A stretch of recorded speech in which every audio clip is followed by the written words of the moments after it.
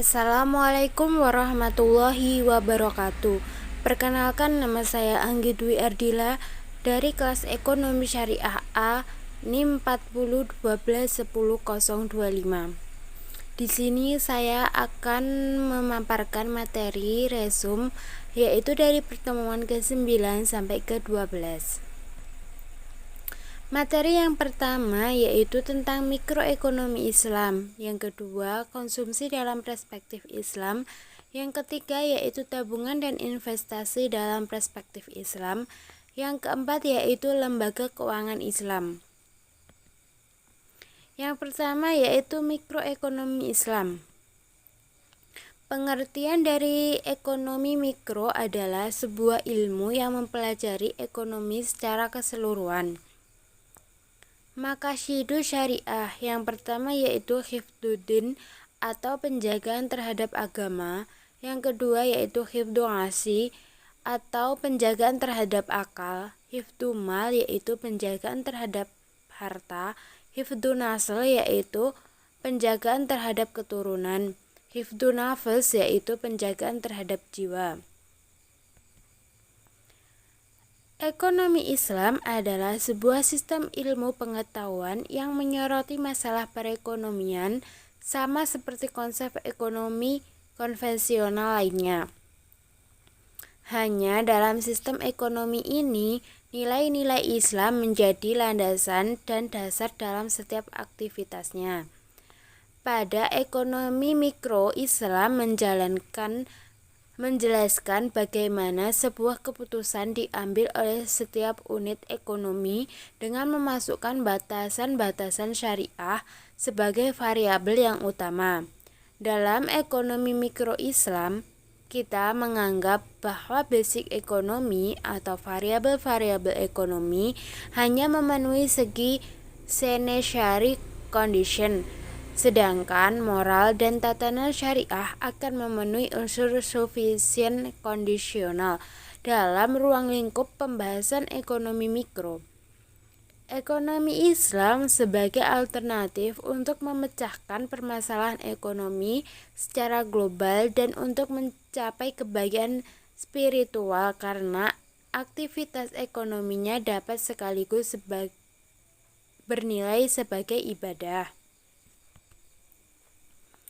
Pokok-pokok yang dianalisis dalam teori mikroekonomi adalah bagaimanakah caranya menggunakan faktor-faktor produksi yang tersedia secara efisien agar kemakmuran masyarakat dapat dimaksimumkan.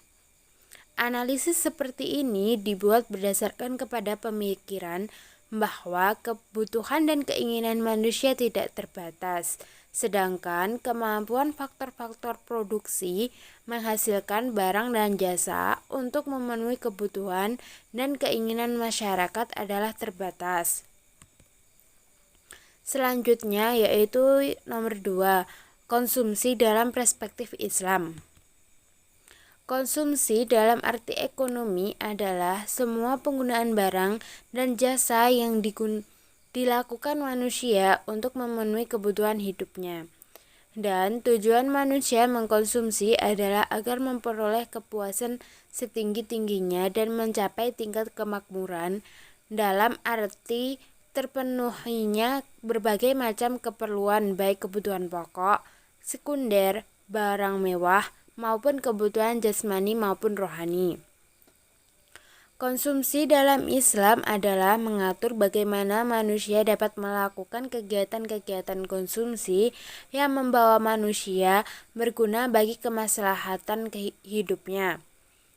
Perilaku konsumsi yang sesuai dengan ketentuan Al-Quran dan As-Sunnah ini akan membawa pelakunya mencapai keberkahan dan kesejahteraan hidupnya. Prinsip adalah suatu pernyataan fundamental atau kebenaran umum maupun individual yang dijadikan oleh seseorang atau kelompok sebagai sebuah pedoman untuk berpikir atau bertindak. Dalam ekonomi Islam, kondisi dikendalikan oleh 5 prinsip, yaitu yang pertama prinsip keadilan, yang kedua prinsip kebersihan, yang ketiga prinsip kesederhanaan, yang keempat prinsip kemurahan hati, dan yang kelima yaitu prinsip moralitas. Selanjutnya yaitu nomor 3, tabungan dan investasi dalam perspektif Islam. Tabungan atau simpanan adalah simpanan uang di bank yang penarikannya hanya dapat dilakukan menurut syarat tertentu. Umumnya, bank akan memberikan buku tabungan yang berisi informasi seluruh transaksi yang dilakukan dan kartu ATM lengkap dengan nomor pribadi. Tabungan secara Islam adalah jenis tabungan atau simpanan yang dijalankan berdasarkan akad syariah dalam hukum Islam. Jenis tabungan ini disebut syariah karena seluruh transaksi dan akadnya menggunakan dasar aturan Islam. Investasi atau penanaman modal adalah sebuah aktivitas menyimpan atau menempatkan dana pada periode tertentu dengan harapan penyimpanan tersebut akan menimbulkan keuntungan atau peningkatan nilai investasi.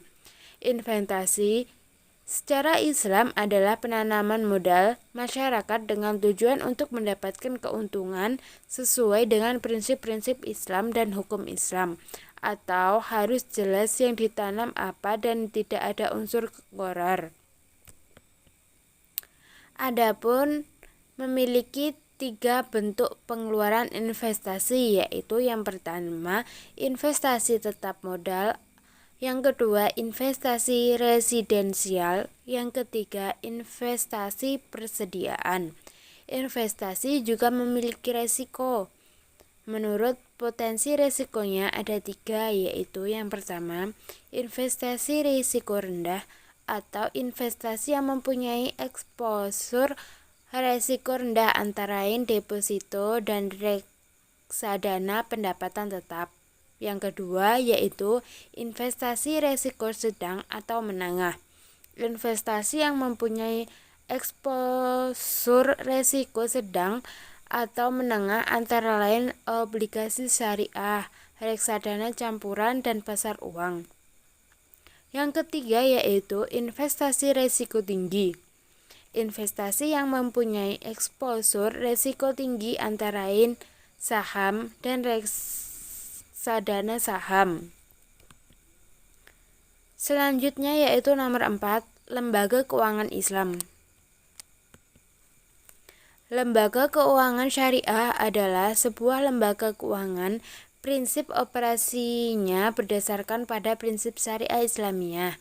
Prinsip dan konsep lembaga keuangan syariah atau biasa disebut LKS yaitu yang pertama keadilan, yang kedua kemitraan, yang ketiga transparan atau terbuka, yang keempat yaitu universal. Tujuan utama mendirikan LKI yaitu yang pertama menunaikan perintah Allah dalam bidang ekonomi dan muamalah. Yang kedua, membebaskan masyarakat Islam dari kegiatan yang dilarang oleh agama Islam. Prinsip bank syariah yaitu yang pertama sidik, yang kedua amanah, yang ketiga tabligh, yang keempat fatonah. Terima kasih, mungkin cukup sekian paparan materi dari saya. Apabila ada kurang lebihnya mohon maaf. Akhiran wassalamualaikum warahmatullahi wabarakatuh.